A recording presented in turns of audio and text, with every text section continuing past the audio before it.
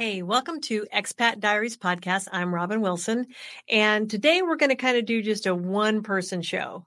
So I don't know that I've ever told my story as to why I am so drawn and fascinated by Costa Rica. So first things first, if you are enjoying the show, by all means, hit subscribe, hit download, hit all of the things that say that you like this and share it with a friend, right? So I don't have any sponsors yet. So really the only way to get the word out is for you to share this with your friends and family who are considering becoming an expat or moving to Costa Rica or coming to check it out. Just give it a shout. All right. So I'm going to jump into my story real quick. First trip to Costa Rica was really kind of, not really planned. It was like a last minute thing. I had looked at Belize as an option for where we would retire to.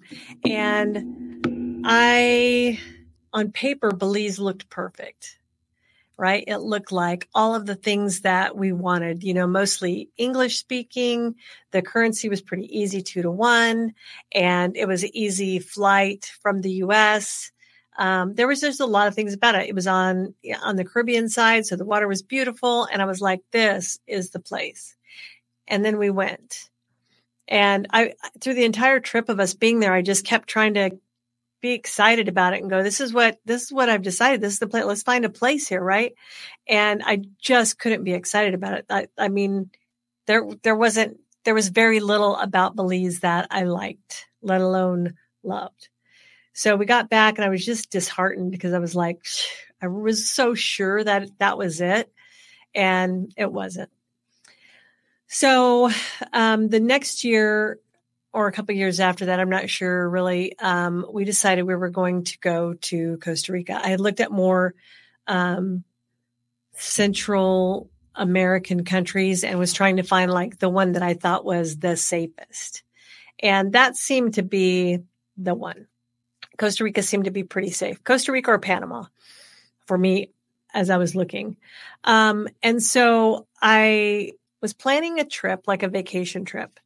And I always thought I wanted to be on the Caribbean, right? And so, but I was looking, I'd never been to Costa Rica before, and I was looking to see, could I find an Airbnb on the Caribbean side? And I just wasn't finding much. And so then I thought, you know what? I mean, I grew up in California and the Pacific didn't really hold a lot of romance for me. And I was like, I guess if I have to be on the Pacific side, we'll do that. So we rented an Airbnb out in Guanacaste, which I didn't even know which part of the country to go to. It's like going, I'm going to go to America. Okay, well, where are you going to go? Are you going to go to like the mountains in Colorado? Are you going to go to the deserts in Arizona? Are you going to go to the ocean in California, in Texas, in Florida, all up the East Coast? I mean, where are you going to go? And so I had that same thing, like I didn't even know where to go. So I ended up scheduling our trip for Guanacaste, and we actually rented an Airbnb between Samara and Nisara. So we were in Garza, and beautiful place. I mean, we had a nice view. We had a cool water. We had a small little pool. It was like the size of an oversized hot tub, but it was like just a little plunge pool, and really just kind of got to know the Guanacaste area. Discovered really quickly we didn't want to drive on those roads. They were literally brain beaters, kidney busters, just the worst. And so we rented quads and we went all over that area on quads and kind of ditched the vehicle at the place. So we did that a couple more times in Guanacaste before my husband and I decided to start looking in the southern zone. And we didn't really know where to go in the southern zone either. So I had done some more research and we flew into San Jose this time. And then we just took our time. We rented a car in San Jose and then we spent like a couple of nights in a couple of the Central Valley towns that surround San Jose, and then worked our way down towards Dominical. We stayed at some cabinas, Tree of Life cabinas, when they first opened, first year that I think that they were open. And, then just kind of, made our way a little bit further south to Vida, Oachal. And we really liked that area. And we're probably talking, that was probably, I want to say maybe like 2014, 15, right in there. Then the next year, Brian didn't come back with me. My husband didn't come back with me, but a couple of my friends came with us. We came and stayed kind of in the same area again. And then the next year we came and stayed. We had a big group with us. We stayed in Tinamaste and loved it there too. And so we knew the southern zone was probably our pick over the Guanacaste area. And so then we just started going, where do we want to be in the southern zone? And we really made some good friends while we were there. The next year that rolled around, I decided that we would lease a place long term, and I would try to spend as much of the year as I could in Costa Rica just to kind of see what it was like just to be there, whether I was there alone or I was there with family or whatever. So I was in several of the Facebook groups that all of us are in, and I had went, look, I'm looking for a long-term rental. I'd like to be between like Vida and Oachal or Dominical and Oachal. And do you guys know anything? And my friend Susan popped in there and she goes, hey, there's one like right down the road for me. Let me see what they want to rent it for. So I don't know if you guys know Rick and Rob, but if you were from that area and you know Rick and Rob. So I rented their treehouse for a year. And I got there as much as I could. Like it seemed like at least every 6 weeks, it seemed like I was back down in Costa Rica and spending a week to 10 days down there. And sometimes I would go with my husband, and sometimes one of my daughter-in-laws would go with me, or my business partner, she would go with me. And so I really enjoyed it. So I had no fear of going to Costa Rica by myself because that entire year I really traveled mostly alone. I had purchased a vehicle there. It was a crappy old 1986 Toyota Land Cruiser, rusted out. The rubbers were rotten, but I just needed a vehicle. Like renting a vehicle, as all of you know, if you've been there yet, is a little bit expensive or can be. And so I purchased this vehicle, and it was so ugly, we called it the Gallagher. If you've ever watched Shameless, you'll understand that. It's not much to look at, but it got the job done. So then from there, so we spent the year in the treehouse on and off. And when the lease was up, moved all of my stuff back out, headed back to the States. And then we just started looking for where we wanted to buy property. I was ready to make that leap. And I occasionally would come down and house sit and dog sit, pet sit for my friend Susan. So I was back in the country on and off quite a bit without even having the long-term lease. Like when Susan would travel back to the States, I would come and stay at her house and take care of the pups and the cats and the plants and whatever else. And so I still we still hadn't found like a place yet, whether we wanted to buy a house or we wanted a business or what do we want. And then a couple of years ago, so my business partner, her fiance loves to fish. My husband loves to fish. And so we were kind of looking like, where are the fishing areas so that they can, if they wanted to start a fishing charter, where would that be at? And so then we scheduled a trip down to Golfito Christmas before last for the guys to go fishing.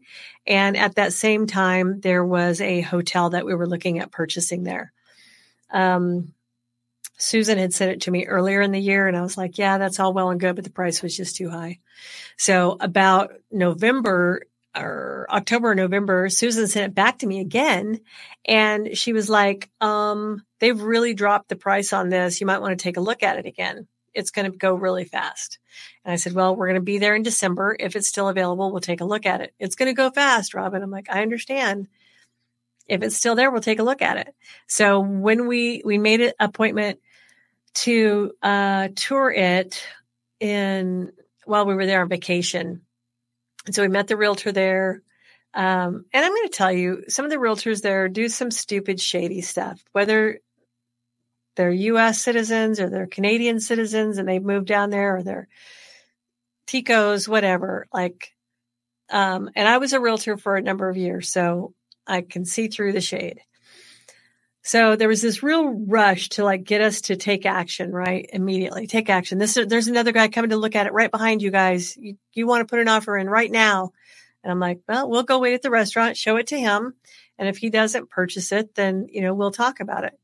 So she messages us at the restaurant and tells us he put in an offer, cash offer, blah, blah, blah. I'm like, okay, well, it wasn't our place. So there's that. And so everyone was kind of bummed for a second. I'm like, why are you guys bummed? This is like the first time that we've ever made an offer on a hotel. Like that's a first. We put an offer in on a hotel. And so we didn't get it. So there's that. And we did make an offer on it that day, but they accepted the other guys. So we finished the rest of our vacation. We were still there whenever, I believe there was a high pressure situation happening between the realtor and the buyer. And it was like, get your cash, get it in here by now. If you don't get it in here by now, we're going with the second option. And he called her bluff. And so she called us and let us know that this property was available again, that the seller was willing to entertain our offer at this point. So we put in the offer. She accepted it. We had our time frame to get our due diligence done. But through the entire process, we just kept getting real high pressure. If you can close by this date, she's going to be in town. Poor Jen, blah, blah, blah. Poor Jen, blah, blah, blah. Jen was the owner of the property. And you just really need to get this. She just needs the money and she needs you to close. And it was really but we weren't done with our due diligence yet. So we have an attorney in Costa Rica. We've had him for probably 9 years. He did our corporation, helped us open our bank accounts, all of this stuff. It meant that we knew that this was where we were going to land. And I'll tell you that he is very thorough. And so we reached out to him during this whole process. And I'm like, hey, where are we at on the due diligence? And he's like, I have to go down and meet with the municipality. There's some things that aren't right about that property that I think were built without permits. And that could come back to bite you guys later. And I'm like, well, I don't want that. I want to buy a property that I don't have to worry about that part of it. There'll be enough to worry about owning a property in a foreign country for us. And so after he did his due diligence, he came back to me and said, I won't even try to attempt his accent. He said that if I wanted to buy that property, I would have to sign a waiver releasing him of all liability, that he did his job, and that I purchased it anyways against the advice of my attorney. He said that at the municipality that they literally laughed at him when he went in to inquire about it, because this property was built on the water, which it was not permitted for, and it was not allowed, which means there was probably some shady things going on whenever that happened. And if at any time the government wanted to come back and claim like eminent domain or claim that it wasn't done right, they could make me tear half of the hotel down. And I was like, well, I don't want to mess with that. Like, I don't want to be part of that. And so we backed out of the contract. We decided to not purchase it. And so that was over a year ago. We spent a good time licking our wounds, really mourning the loss of that hotel because we really wanted that piece of property. And so during our due diligence, Beverly and I had gone back in January. Our closing date, our due diligence timeframe was in February. And so we had gone back in January to walk the property again, sleep in that property, find out what it sounded like for the guests, what was their experience. And while we were there, we had explored more of Golfito. This is where this property is located. We had explored more of Golfito. And it was funny. We'd taken this drive up this road. It's called Tower Road because there's a big tower at the top of it. And we were standing up there taking pictures and videos, whatever, and sending back to the guys. And Beverly's fiance, Franz, goes, oh my gosh, the view from that property has been my screensaver for over a year. And we're like, that's interesting. And so I messaged a friend of mine on WhatsApp that lives in Golfito. And I'm like, Tavi, is this property for sale? Yes. My friend owns that property, blah, blah, blah, blah, blah, blah, blah. And he's like, it is for sale. I'm like, how much is it? So we started talking about it. And then when we left there, I messaged him and I'm like, can you get me a drone video of that property? Now, remember, this was like last January, not this one that just passed, but January 2023. So I got money to him. I paid for the drone videos and he sent them to me. And I'm like, man, I just really love that property. And we haven't made an offer on it yet. We just kind of really sitting back and still mourning the loss of the hotel. We weren't ready to jump back in yet. And so we just kept looking for properties and sending them over to our attorney. And he's like, I don't know why you don't buy that property on Tower Road. We'd already sent him the information on it. And he goes, it's like, it's a good property to buy. Like, it has a great view. You can build what you want to there. And so, my husband and I went back. We were house sitting for Susan last summer of 2023, end of summer. And, I'm like, you know what? Let's drive down. We were like up in Tres Rios. And I said, why don't we drive down to Golfito and take a look at the property again? So we let Tavi know we were coming, and he hooked us up with the owner of the property. So we all met, had some breakfast, and then we went up and walked the property. And it was so much bigger than I thought, like physically bigger, that I was like, oh my gosh, this is amazing. And he had done a lot of the pre-work already. Like, he'd already had the soil test done. He'd already had the survey done with the topography.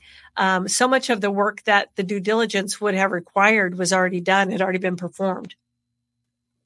So we literally got a hold of Beverly and Franz and went, we really need to buy this property. And he had another guy that wanted it, but he didn't want to sell it to him, because the guy wasn't going to do anything with it. He was just going to buy it and sit on it and hope that the property values rose over time, that he could make some money off of it. And so when we had shared what our vision was with the owner of the property, that's what he wanted for Golfito. He wanted industry brought in there. He wanted tourism brought in there. He wanted some more things to be happening in that area, because he owns a lot of property there. So it would affect him greater if he took $50,000 less to sell it to us than this guy was willing to pay. But we were willing to put in the work and the effort to bring people to Golfito. Then that would help all of his other properties. That's pretty shrewd business, I think. So we struck a deal, and we closed on that property maybe January of 2024. And so we will have our main home there, and we'll have a caretaker's home there. And then we're hoping to put like a 3-bedroom, 3-bath house on there also, as well as about 15 cabinas. And so that's what we plan on doing with it. It's absolutely lovely. It has a beautiful ocean view where our home will be. We'll have a beautiful view of the bay. And then the rest of it has amazing, amazing jungle views that are just going to attract so much wildlife. And we're excited about that. We're excited to be part of the growth that's getting ready to happen in Golfito. And we're excited to start building our future there. And I look forward to the point whenever we finally get all the plans drawn up and start the marketing and be able to bring our friends and family in to see what we have created. It's just going to be ideal for us. And I know there's a lot of naysayers that are like, talk about how expensive Costa Rica is. Everything is expensive right now, not just Costa Rica. And so I think that a lot of the amenities that come with Costa Rica, yes, you do have to pay for them. Yes, you can't just go in and steal paradise. And so I don't want to steal paradise. I want to go in. I want to create jobs for Ticos. I want to create tourism dollars that will help boost the Golfito economy. And I want to put money in my pocket too. So I'm a capitalist, but I'm not a greedy American. I want to literally create a financial environment within Golfito for all of those kids that are coming out of that university right there to have some good jobs where they don't have to leave their hometown to go to work in tourism or in hospitality. They can do it right there.